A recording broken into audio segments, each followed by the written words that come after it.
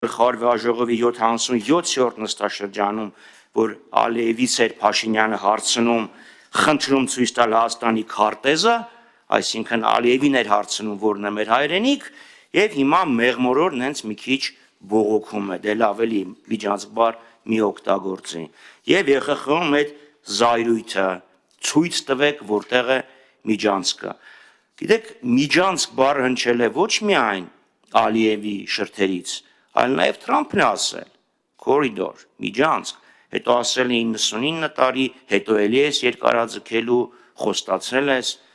կողքը նստած էր, բա թող ասեր ինչ միջանցք, այսինքն այս պայմաններում, երբ նույնիսկ ամենակարևոր հարցերի շուրջ չկա համաձայնություն, հապշտապ, սենց գնալ, ստորագրել, նախաստորագրած թուղթը ներկայացնել որպես խաղաղություն,